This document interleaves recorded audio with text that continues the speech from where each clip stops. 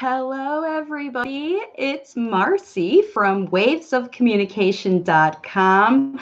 I am an intuitive speech and language pathologist and language facilitation consultant.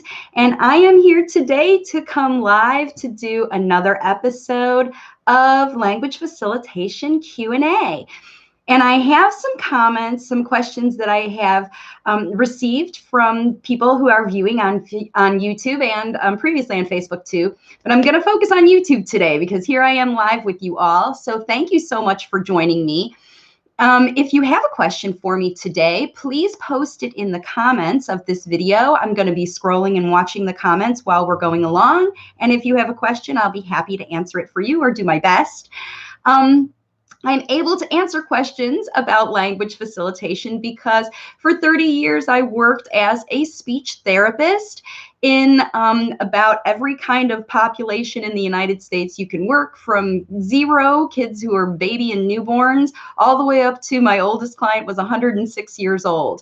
And I worked for 3 decades with families and all different kinds of people to help them facilitate language. And now I am working with parents online of children who are what I call late talking, because I don't think there are any limits on the potential for all children, no matter how old they are, no matter what's going on, to be able to use natural spoken language.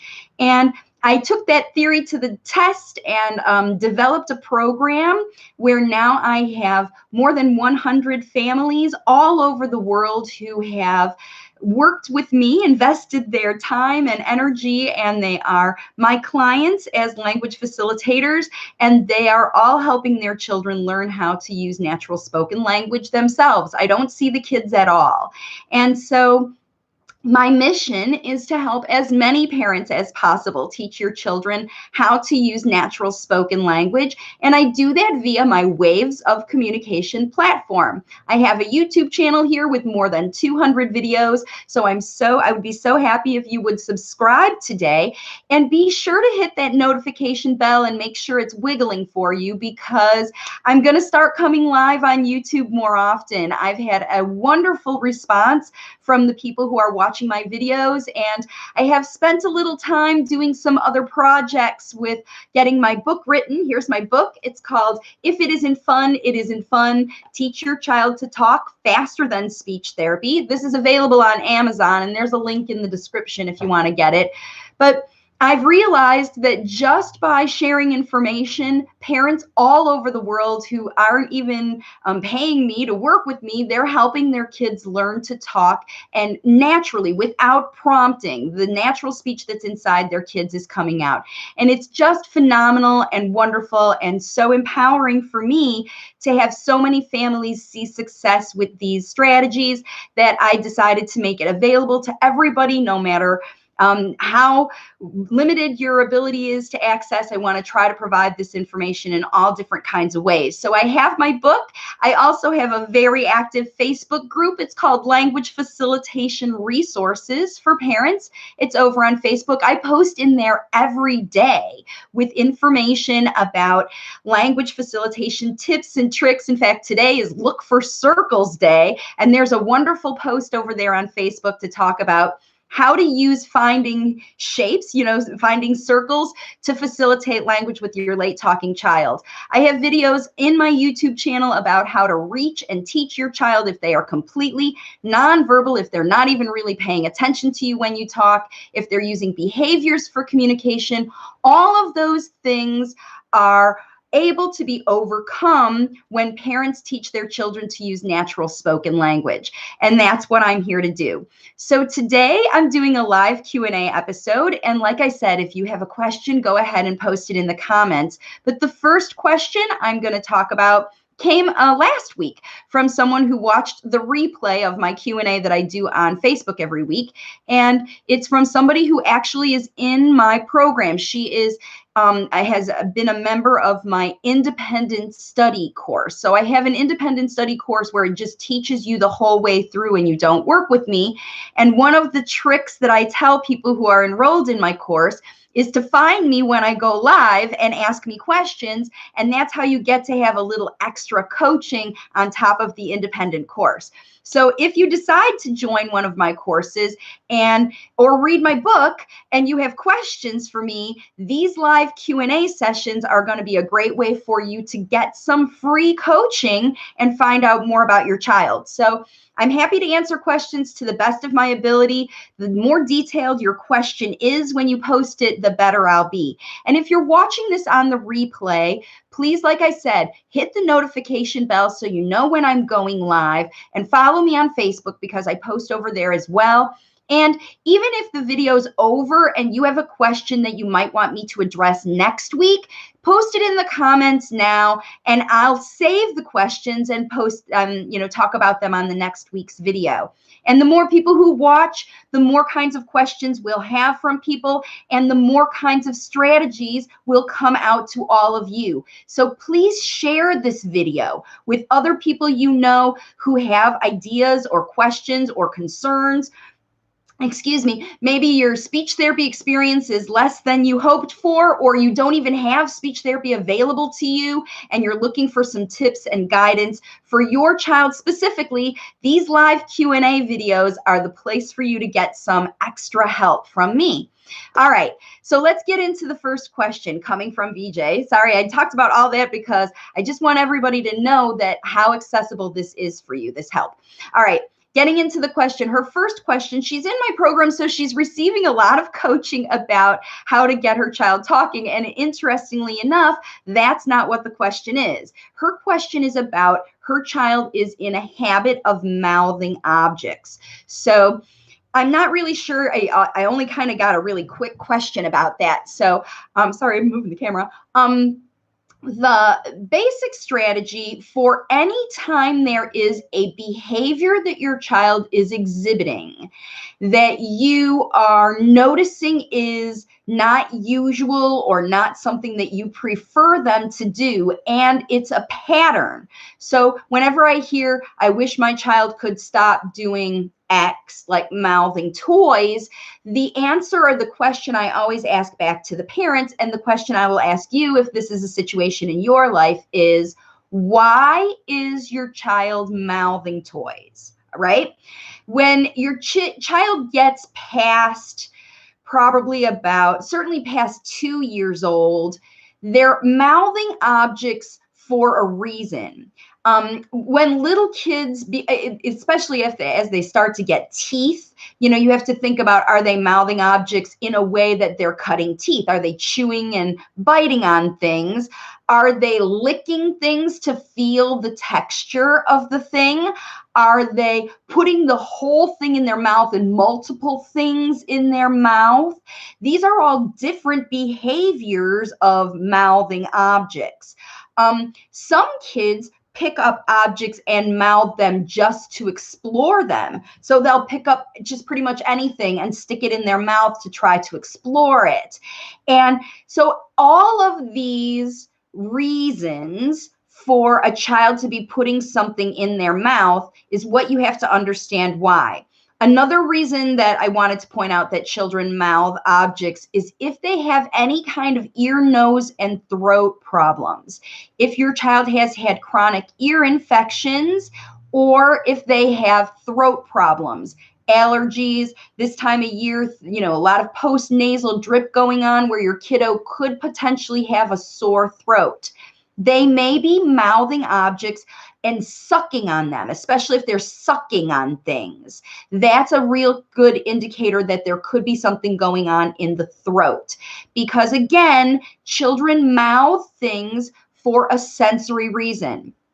Think about, as an adult, those adults who chew on pencils while they're working, they don't even realize it. Or maybe when you were in school and you were using a lot of pencils for writing, you would chew on them, or the pen cap, or always have something in your mouth, or you always need to have gum or a mint or something like that in your mouth to always have there. That could be your child's need as well, because some people self-soothe, self-regulate with their mouth as a way to do that. And so you'll have to understand with your child why they are mouthing the object. Now, if they're mouthing it for any of those reasons, the way to get them to stop mouthing random things is to give them something specifically for them to mouth on. So there are chewy things that you can get as sort of a tool. Kids can wear them on their neck. They can wear necklaces. There's many, many of them. You can search on Amazon for chewy necklaces. But if it is pretty random objects and a child's just got them in there maybe absent-mindedly while they are doing other things with their other hand, or they're putting the object in their mouth like a pacifier kind of would in their mouth while they're doing things with their hands, then that's a real indicator that they are needing it to soothe, because they're figuring out how to stimulate their mouth while they're using their hands for exploration. But if your child is using their hands to put things in their mouth, that's a communication. How does this thing work? How does it feel? It's how they feel the texture. If they're licking it or mouthing it with their lips, they might be feeling the texture, and you're going to want to redirect your child to feel the texture of that thing with their hands. If they're mouthing things absent-mindedly, give them something else to put in their mouth, like a chewy necklace, or give them foods periodically. They give them periodic kind of stimulation. So crunchy foods, it doesn't have to be chips or crisps. It can be veggies, nuts, things like that. Have them bite into big objects with their mouth, bite off the piece of a banana instead of giving them little pieces. Even little tiny babies, rather than giving them pieces to put all in their mouth, having them bite off of things. These are all ways to get stimulation to your mouth that the child does themselves. So give them the food to hold and tell them to bite. These are giving them purposeful things to do with their mouth, and encourage them to use their hands and their eyes and their ears for exploration. Listen to how something sounds, look at the colors, feel the textures. That's how you're going to move a child away from their mouthing for exploration. So we've covered mouthing for the reason for stimulation, giving them something to do to chew on, or exploration, encouraging them to use their hands. Those are the two main reasons that kids will mouth objects. And so the idea is to find a behavior that meets the same need for the child, and it comes back to why is the child doing it? So if once you help them meet their need with another situation, you can't just tell them to stop doing it. You must replace whatever their why is with a new supplement for that thing, an accommodation, so that they can feel better or feel whatever they're looking for as a stimulation to put that thing in their mouth. The behavior will decrease when you talk about the thing that they should be focusing on. If that thing is in their mouth and they're holding it in their hands, you should be focusing on whatever that is, so that it's not an absent-minded thing. Oh, you are putting that toy in your mouth thing. Let me help you feel that in a new way. Distract them away from it by giving them something functional to do with their hands that they enjoy. You can't give them something to do that they don't want. You have to give them something that they want, because they're mouthing the thing because they want to. It's the golden egg whenever a child initiates anything themselves. Even if they're getting it for themselves, it is a communication. I want this thing and I'm going to get it. That's what those actions mean. And when you say those words, you are climbing the cabinet to get those cookies. Then kids will hear the words, I want to climb the cabinet and get the cookies. So that you're like, why are you climbing on the cabinet? Your child actually understands the answer to that question with language, because they're just thinking in their head about the picture of the cookies on the top shelf to try to climb to them, that they can't wait to put in their mouth. So hopefully that's the answer to that question about mouthing objects. All right.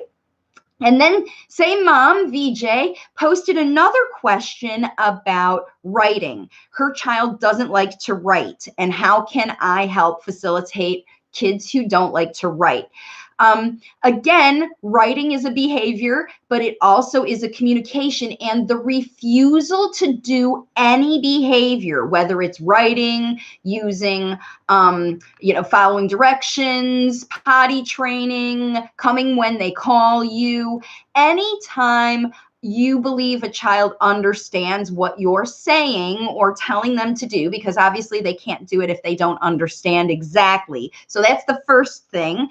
And if they don't, if you think your child understands and they aren't responding, it happens for two reasons. The first reason is the child doesn't understand what you're asking them to do. And obviously they're not going to be able to respond. Even though they hear you, they're not listening. So you might say your child's name over and over again, and you know they hear you, but their focus is elsewhere. That's one reason that a child won't do it.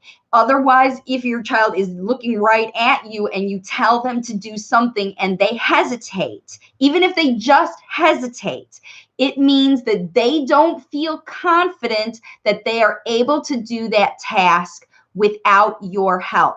So, your child is refusing writing, I suspect, because your child doesn't like how the writing situation is being presented, because you don't engage in something if you don't understand how to do it. But the other reason, the second reason, is if you don't like it, if it's not appealing to you, you will independently divert your attention away from it. We look away from the TV when the commercial comes on with the thing we don't want to see. We do this automatically. If you are presenting writing, teaching to your child in a way that your child is refusing those activities, then they will continue to refuse them. They will, the harder you push, the harder they will refuse. And then refusal behaviors come out. And that is all communication. I don't like what you're asking me to do, or I don't know how. So the way to make that happen, the way to teach your child to write, to potty train, to do anything you want them to do, is you have to have 4 things in place. It must be easy.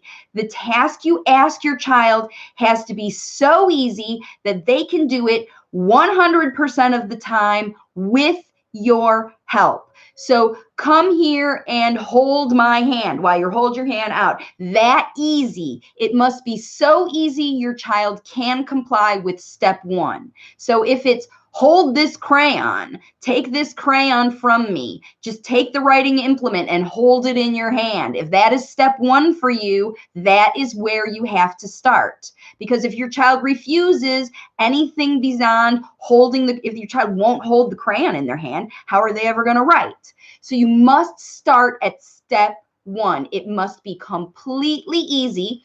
And the same happens for language. If you're asking your child to say words, imitate words that they are not doing, they are going to continue to refuse to imitate your words, just like the child's refusing to even hold the crayon in their hand if they don't like how it's being presented to them. Think about the difference. Hold this crayon, hold it now, sit here and hold it 10 times. And I'm holding a crayon. Look at me. I like the crayon. You want to hold it? You think about the difference in that request and how much you are requesting of your child to do that thing. If it's writing, if it's potty training, if it's talking, any of that.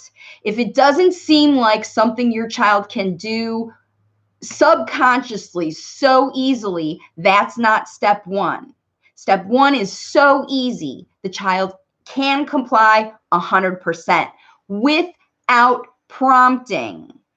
With a model, when you demonstrate it for him, they do it on their own, but they just do it when you try to mention something, when you suggest something for them. That's when you do it. That's easy. Number two, it must be happy. You must be having a good time to do this thing. That is why my book is called If It Isn't Fun, It Isn't Fun. And if it isn't fun for a child, they're not going to buy in and try it. And they're definitely not going to try it if it's challenging for them. So it's got to be easy. It's got to be happy. It's got to feel safe. The child has to know that they're not going to lose anything if they do it wrong. They're not going to miss a chance. They're not going to get a They're not going to get a nope. They're not going to get a you didn't do that. They're not going to get a try again. They're not going to get any negative whenever they try. They have to feel safe to try limitlessly, right? Because that's when the spontaneous effort comes out of us. So a child has to try spontaneously, must feel safe trying, stepping off the cliff, right? Easy, happy, safe, and fun. Like I said, it has to be happy. You have to be having a good time, but it has to be fun, not just for the child, but it must be fun for you. If you are finding yourself nagging your child to do this thing, like writing or take things out of their mouth, and you worry all night about the fact that you're like, I don't know when he's ever going to stop it. I got to find Marcy. I got to ask a question on Q&A. I'm worried about the fact I don't know what to do to help my child. These things are no fun for moms or dads or cousins or teachers even who are working with late talking kids. If it isn't fun, it isn't fun for adults too. And the way to get it more fun is to do the things you enjoy, whatever you enjoy. If it's hiking in the mountains or running around in the city, get out, look at animals, look at vehicles, whatever your child is into. Like I said earlier today, if your child's into shapes, today is Find Circles Day. Get out and find circles and talk about it. Don't worry about if your child is learning or not. They are. They're learning every day, all day from you. You are their parents. While you're brushing their teeth, they're learning. While you're watching TV, they're learning. While you're walking to the bus stop, while you're standing outside in the rain, they are learning from you. And if you're not paying attention and engaging with them and having fun with them, then you're missing those opportunities. And language facilitation is all about maximizing the opportunities for getting life easy, happy, safe, and fun, and just talk about it in a way that your child is listening and can understand you. All right, here's a question. So Deborah says, good advice regarding chewing on things. My kid chews on everything. And her kid, I know this woman, Deborah. Hi, Deborah. Her kid is 15 and he chews on everything. My doctor said he does this for both stimulation and he is mineral deficient due to gut issues. Yeah, Deborah, I'm glad you mentioned that because there is another reason that kids do mouth things, and it kind of feeds into the soothing because there is like this subconscious need for kids to get things into their mouth, dirt, anything in there. And it's a habit. It's a behavior that happens that kids mouth objects when they have mineral deficiency. So if you have any other physical deficiencies, these are the things that can cause kids sort of the root issues of late talking. And while Deborah's on here, and I just want to say hi again to anybody watching who has a child who is older. Deborah's boy is 15, and I just signed on a new family with a little guy who is 12. I have a good handful now of parents of adolescent late talkers who are joining my Waves of Communication program.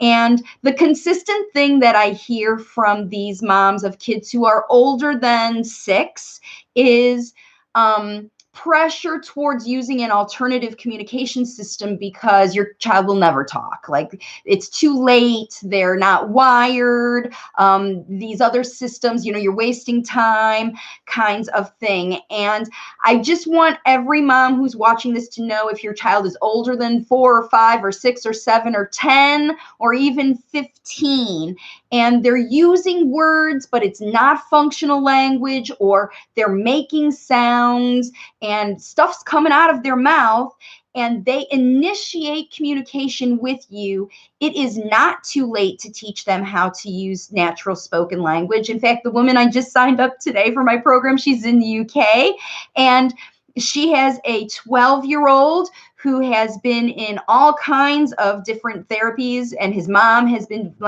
doing all kinds of making his mouth work with many of the ones that are published and proven to get nonverbal kids talking, and none of them ever worked. All she ever got was noises, ooh, maybe even a single word, one or twice, is all she's ever heard from her child. Other than that, he was silent and using just his body to communicate and showing and pointing and gestures, almost silent.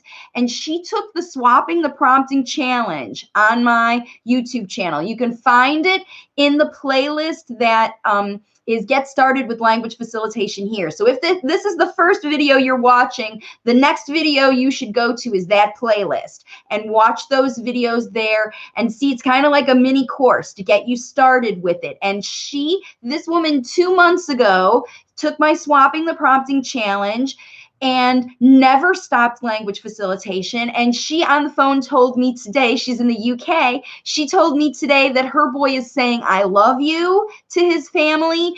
He's naming all of his favorite people, and he's starting to say many, many of the words that he already knew because he understood everything. His receptive language test said a 22-year-old, and he's 13, and he's got no functional language except for in the past 2 months, his mom, before she even started working with me, got him talking, watching my videos. So if you're watching this, like I said, share it with other people. Share this channel and tell people to watch these strategies, because even if you're in therapy, if you've got therapy going, if you've got the best therapist in the world working with you, you are missing out on language facilitation opportunities. If you feel stuck, if your child is at the just needs-based, single words, non-conversational kind of language, this is when Waves of Communication can help you. This is when it's time to figure out how to teach your child to talk yourself.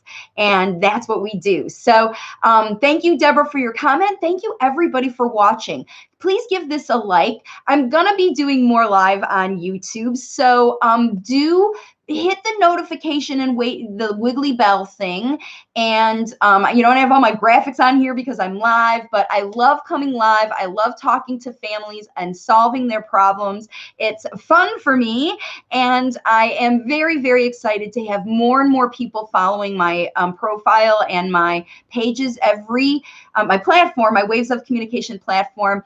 And we're going to be doing workshops. And that's the last thing I'm just going to say before I pop off this live. By the way, last chance, if you have a question, post it right now. I'm going to be doing workshops, free workshops around the country in 2020 to celebrate my book. If it isn't fun, it isn't fun. Teach your child to talk faster than speech therapy. To celebrate my book, the audiobook's coming out this month, hopefully in November. I'm in New York traveling right now, and when I get back to Florida, I think the files are going to be all ready for me to get up to Audible so that they can get it going. So look for the notice about the Audible book coming out this month, and that's very exciting. And to celebrate all of that and the amazing response I have had from people on Amazon buying my book, I am doing a tour. And so I am looking for organizations. If you have a mom organization, it doesn't matter what the diagnosis. Maybe it's multiples, maybe it's preemies, maybe it's ASD or global developmental chromosomal disorders, biomed groups, any group of parents that has a group of folks with late talking kids. If you are interested in having a speaker come to you for no speaking fee, all you got to do is set up the place. The best thing to do is hit me up at Marcy at Waves of Communication. You can send me an email. I'm going to get you connected with my parent rep, Shawn. Actually, her name is Shawn, SHAWN, at wavesofcommunication.com, and she's coordinating my speaking tour. So I'm going to be all over the United States, and then I'm actually going to be in India. I know for sure I am going to be in Mumbai in October of 2020. So a year from now, I'm going to be in India physically. I know for sure Mumbai, but it's a year away and there's a lot to come. But, these kinds of plans, I'm going to be with my friend Devangi doing some amazing workshops there. And I've been asked to speak at her conference that she's hosting, an International Audiology Empowerment Conference. And I'm going to be talking to professionals about facilitating language for children who have had hearing loss. Because language facilitation works no matter what is causing, no matter what your socioeconomic situation is, your family makeup, if you live with lots of moms, lots of people, or a few people in your household, or you're a single mom with one kiddo. It's different for everybody, and language facilitation comes from you as a mom, and that's why it's so great. So thank you again for joining me, everybody. I'm going to pop off here for now. No more questions for today. If you're watching on the replay, post your question now in the comments, and I will answer it next week. Not sure which day. It won't be Friday because Friday is my aquarium day. Probably Thursday next week, but look for a notice. I'll be getting out here and you'll see it. So next Thursday, and yeah, I can't wait to see you all on my next video. Thanks again for joining me, and have a great one, everybody.